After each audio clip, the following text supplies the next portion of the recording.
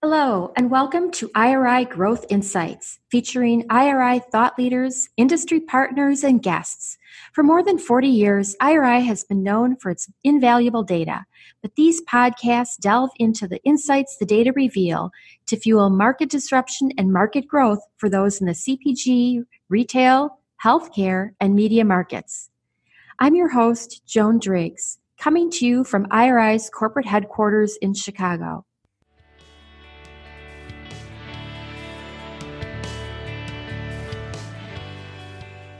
Welcome. In this episode of Growth Insights, we'll be providing a pulse on fresh. I'm joined by IRI's fresh expert, Jonna Parker, principal of IRI's Fresh Center of Excellence, and special guest and IRI partner, Anne-Marie Roerink, president of 210 Analytics, a research company that specializes in food retailing. Today, we're going to be looking back both at the highs and lows of 2021, but also looking ahead for a fresh outlook of 2022. Since March of 2020, Jonna and Anne-Marie have collaborated on reports of departments across the store. So I really encourage you to visit iriworldwide.com, Fresh Foods, to see these full reports. So 2021 was a wild ride for Fresh, with departments like deli and bakery re-engaging with shoppers. And I want to ask you both, and John, I'm going to start with you. Can you give us like a quick assessment of the year? Yeah, I think what's so interesting about 2021 is that certain things were as expected. We fully expected, because delis and bakeries, for example, had been closed and hadn't been as in demand, we expected a comeback from those areas, and we saw it. But I think what 2021 showed us was you can't always expect things to be exactly as you predict in terms of the drivers. For example, there were a couple things that were really unique about 2021, even just within deli. There's really a focus now less on scratch cooking. And even though 80% of meals are still made in the home on average, you do see a emphasis on convenience or building the meal, right? You might buy a protein from the meat department, but then augment it with side dishes from the deli or something more turnkey from the frozen department. And I think that trend is more like what we saw before the pandemic than now. We also definitely saw a return to small gatherings and an opportunity for a lot of various categories to really focus on, I wouldn't necessarily say premiumization as much as little pockets of enjoyment. So for example, we see tremendously strong sales in specialty cheeses, charcuterie meats, things that take the everyday and elevate it a little bit. We also had an excellent year in perimeter bakery. And that was really because when folks were starting to gather in small groups, they went ahead and, wanted something turnkey and easy, and maybe they could portion out. And perimeter bakery was a good source for that. Yeah, so there's definite themes that we're seeing throughout all the different departments. And of course, there's always the regular forces of demand and trends in the marketplace, but certainly a lot of what happened in 2021 depended on what happened in 2020. And so what we're seeing is, as Jonna talked about, bakery and deli did not have a great 2020. So they had a massive comeback in 2021. We saw frozen and meat being very, very strong departments in 2020. So that meant that their path to growth is a whole lot harder. So that was one thing. You really have to look, like as an industry, we've always looked year over year, but it's really important to also look at where does demand sit relative to that pre-pandemic normal. And Joan, you mentioned the reports that we put out every month. That's exactly what we do. We look at what was it year over year, but also what was it against that pre-pandemic normal of 2019. Now, of course, the other two areas are absolutely supply chain challenges and inflation as well. And that's where we see a variety of different reactions from the consumer. But by and large, echo Jonna's comments that I thought the records of 2020 would stand for a long time in many departments. And yet virtually every department reached new dollar records. And that was just incredible to see. So it's interesting because it's not just those departments that I saw some really interesting twists and turns in.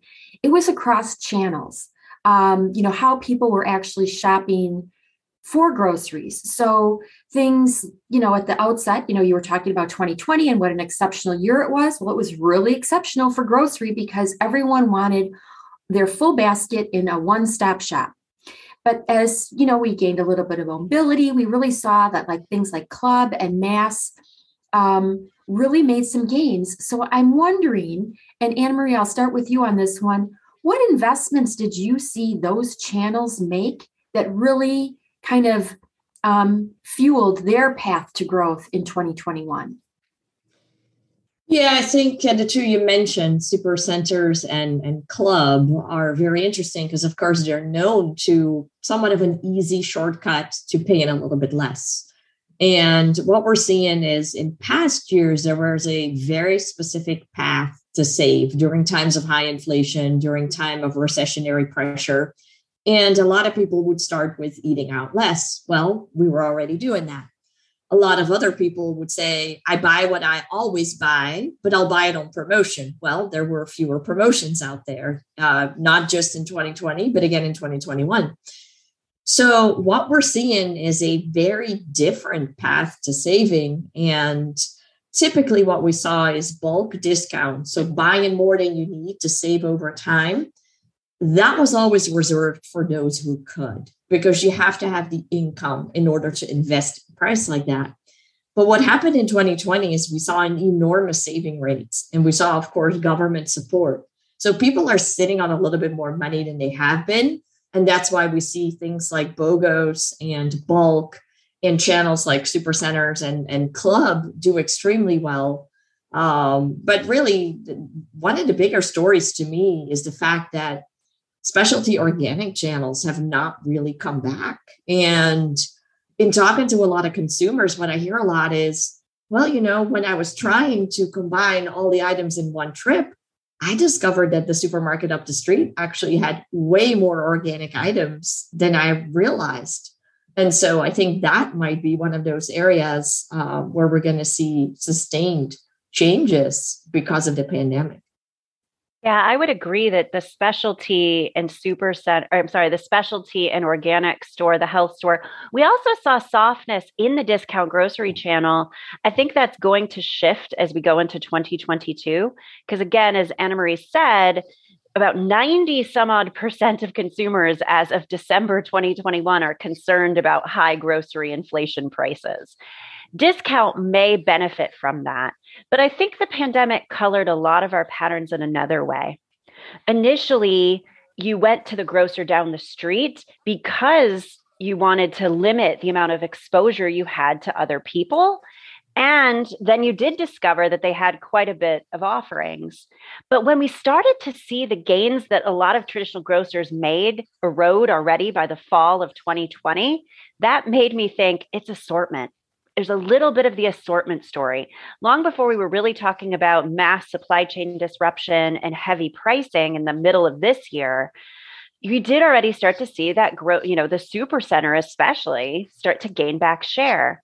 And you asked about investments. I think of all the amazing things Anne-Marie covered, the one additional I'd add is way before the pandemic, both major mass Supercenter national retailers made significant investments in their fresh foods departments, not just produce and meat, and not just in the ways that typically a grocer would. They made a conscious decision to really hunker down on what the grocers weren't carrying, right? What was unique? What could they carry beyond the basics that are expected that would be something exclusive to them?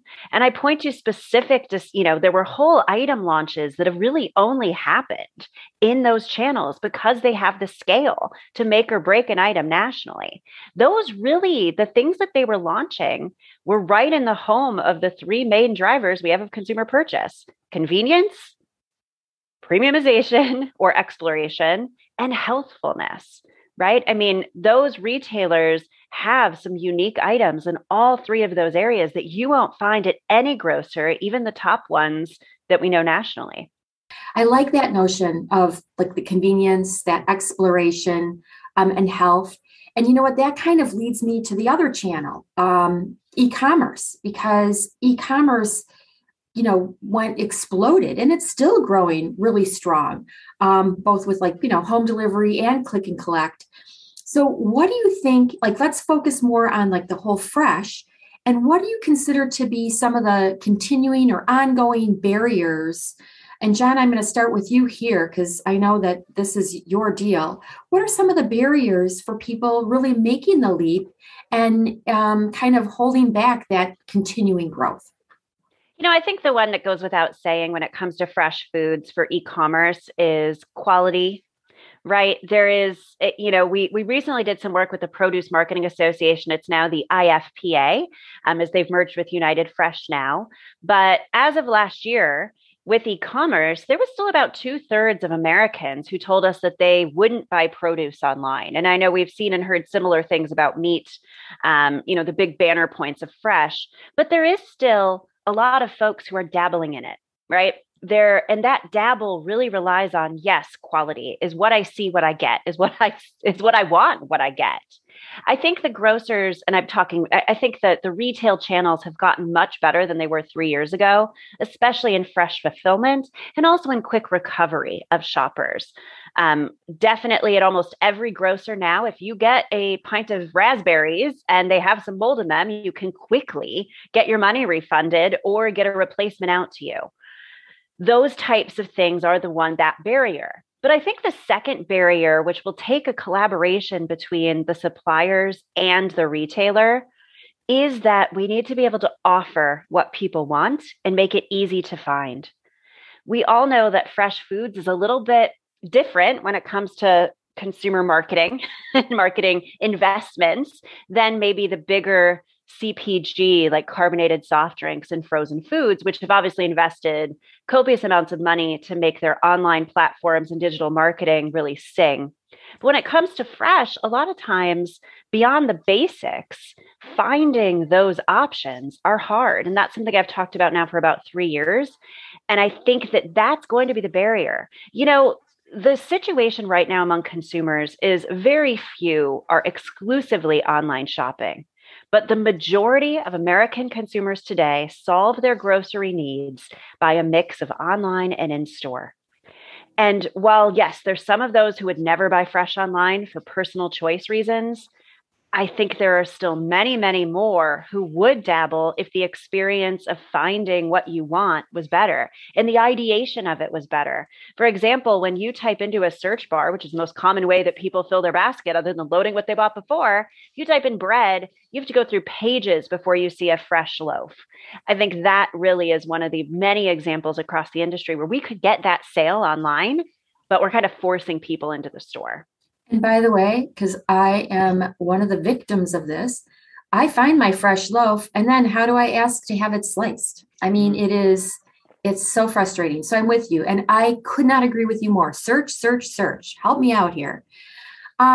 So Anne-Marie, I want to shift to some of the different perceptions or behaviors that consumers have around inflation. Like you had mentioned, that there is inflation. And we've seen inflation, kind of swing crazily from one category to the other. How are you seeing consumers change their behaviors based on it? And for example, I'll take meat. Some of the inflation in the meat department is in the double digits. So are people trading down to different cuts, or are they kind of still sticking with their known go-tos?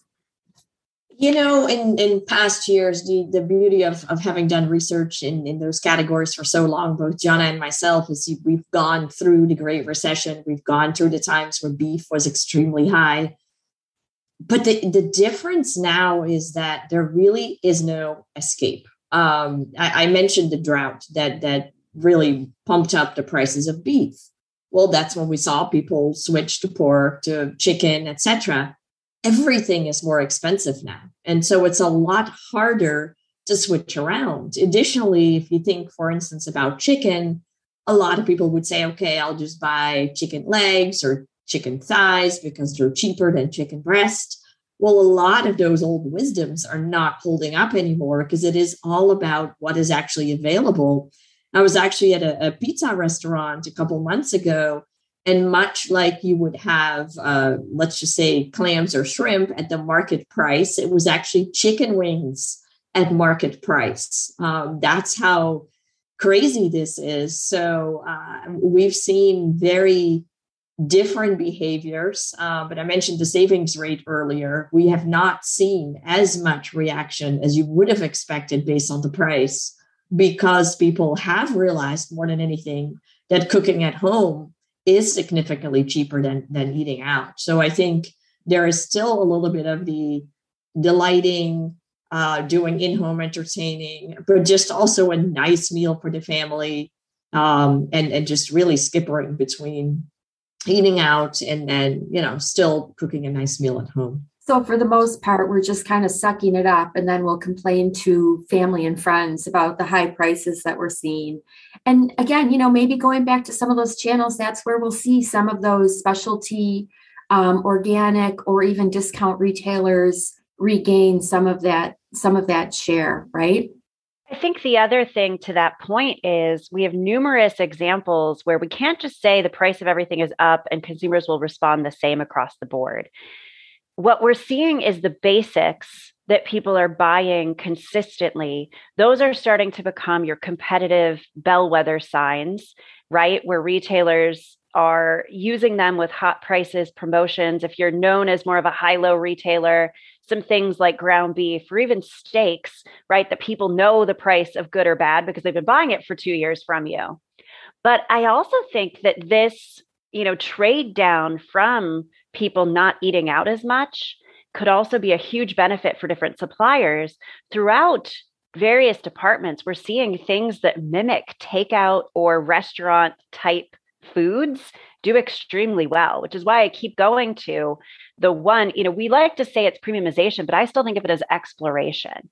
People want to trade out from their everyday. Well, the way we used to do that, right, is we'd mix it up and go out to a restaurant on a Wednesday to feel different than our boring same old, same old. Now we're doing that in home. We're trying new recipes. We're inspired by walking past different types of flavors and options. And oh, by the way, that's about half as expensive or less than trying a brand new restaurant. So I think this concept of really tapping into our flavor exploration and our want to change up the everyday is a huge opportunity in 2022. And whether you're a discount, supercenter, or traditional grocer, if you help tap into that, I think there's tremendous amount of goodwill that you'll earn. You mentioned that people aren't eating out as much, and that's due in large part because Omicron has really reared its ugly head. We're still riding that wave. Do you see maybe a return to some of the stock up behaviors that we saw earlier in the pandemic, or are those types of trips mostly over? Initially, when IRI and myself and many others started doing surveys about the level of concern, so I'm talking about March 2020, we were looking at 60-70% of people being extremely concerned about COVID-19.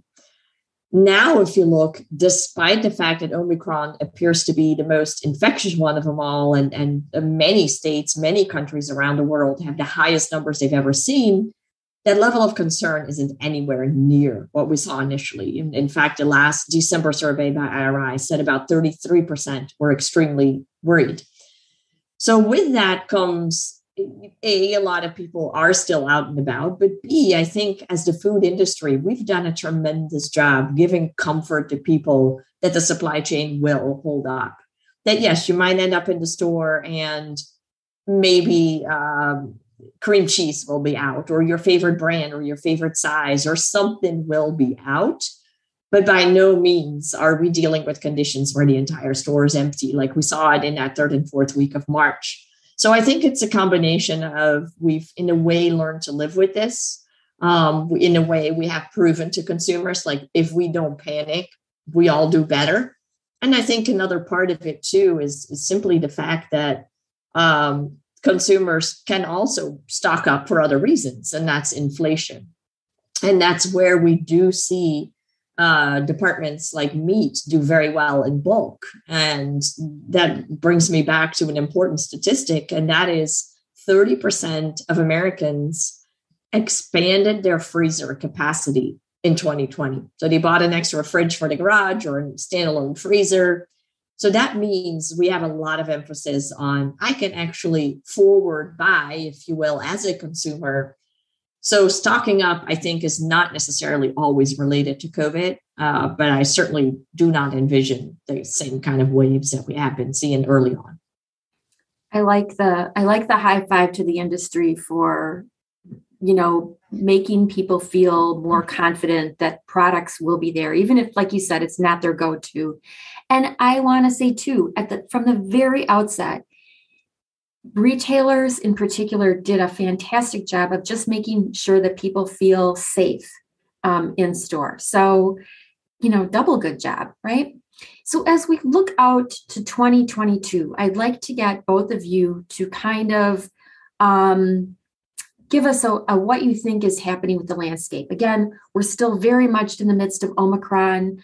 We continue to see so many more of our meals prepared at home, but is it going to be more convenience, exploration, health in 2022? What are we going to see? And Jonna, let's start with you. Yeah, I mean, given that those three have been typically one among the magic mix of growth in the last 20 years, I think those will definitely still color. But I believe that there's some behaviors and just some ways that we shop now that will stick with us for long lasting. That concept that maybe what I showed up to buy isn't what I'll get really disrupted tried and true consumer purchasing, decision trees, as we call them in the industry. And I think it made folks be more used to adapting. I think also those money saving behaviors have gotten much more complex and savvy. And, ultimately on top of all of this, we have the disruption that the overwhelming majority of Americans no longer open up their circular ad on Wednesday morning and write out a list. List making, fulfillment is a dynamic mix of being inspired by something online, maybe using your digital assistant to add to your shopping list, maybe having a collaborative shopping list with different people. Those triggers to buy are not always what a lot of people in retail think about now and have really embraced. So I definitely think the word also that's going to enter our lexicon this year even more is, how do we embrace this digital and in-store symbiotic relationship? And if you look to other industries outside of retail grocery, let's say clothing retail or books, they've very much become an intertwined online, social media, digital showrooming with still some in-store experience. And I feel like that's where food retailing is going to go. And 2022 will be the year where we look back and go, hey, wow, we should probably start to change how we promote and how we ideate and how we show. There's little starts to that, but they're more of the one I point to that we haven't talked about is, I think one of the things we'll look back on in this decade that was one of those banner shed moments was when a major brand of cream cheese decided to run an entire ad campaign in holiday 2021 about how they were out of stock and they would pay you to buy something else in a whole other department of the store. That way of thinking was radical and yet made sense to almost every consumer who saw that commercial, and they appreciated it. And guess what? The sales of cream cheese were actually better in 2021 than they were in 2020, even with limited stock. Those kinds of, they make sense to the consumer, but we in the industry look at it and go, I think we're going to see more of those in 2022. And it's going to be centered on embracing different ways of marketing, different ways of ideating that blend digital, cross-department, and really focused on the consumer. Yeah, I'll add on to that.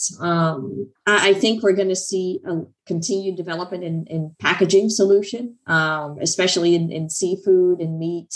We see some very, very neat solutions where all people have to do is turn on the oven or the microwave, put the meal in, and you have a delicious, almost restaurant-like meal. And it's not just your chicken nugget type of meals. These are high-end steak sort of meals. So I think packaging is going to be a big area of development, absolutely convenience. And a lot of people don't look at it wide enough, I don't think.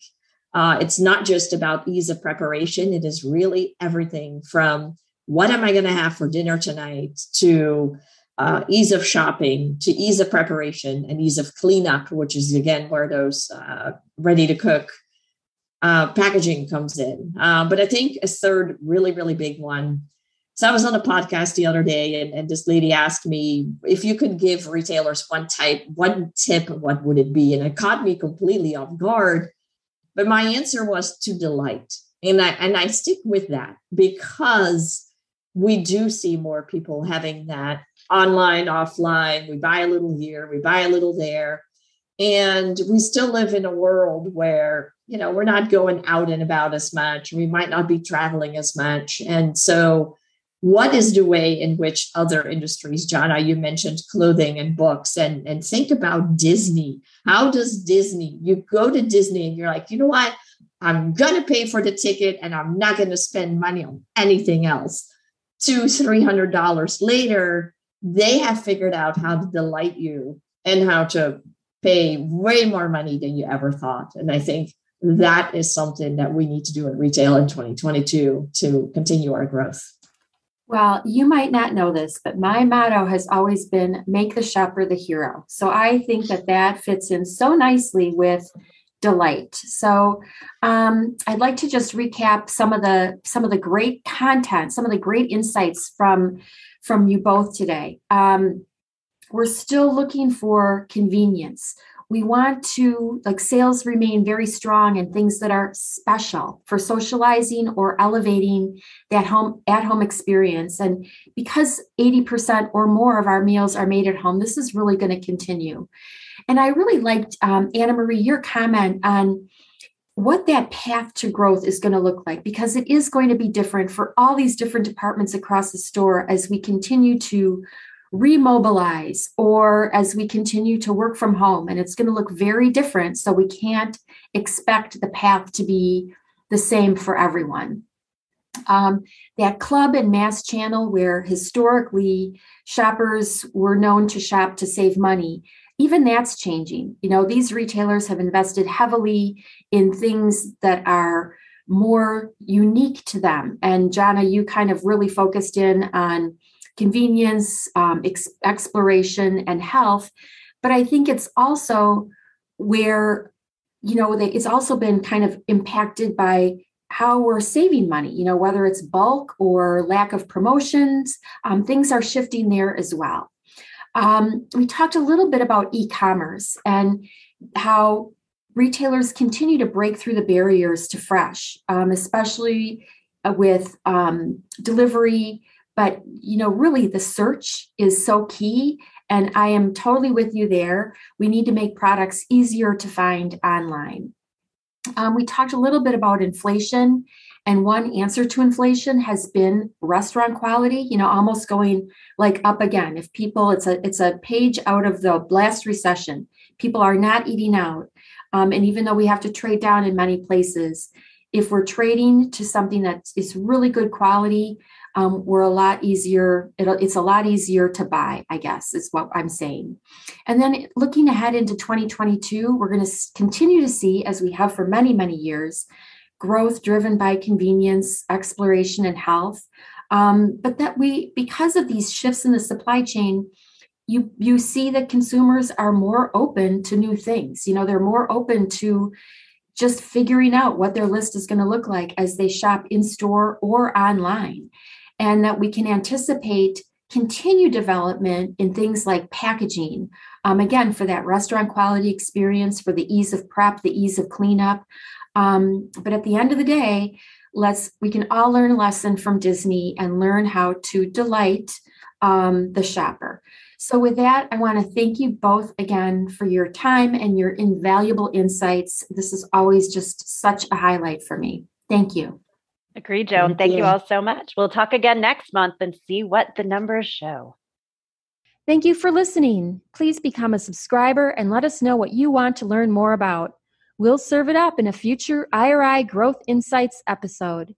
Look for us wherever you get your podcasts and be sure to review IRI Growth Insights. Also, visit us on the web at iriworldwide.com and connect with us on Twitter, Facebook, and LinkedIn.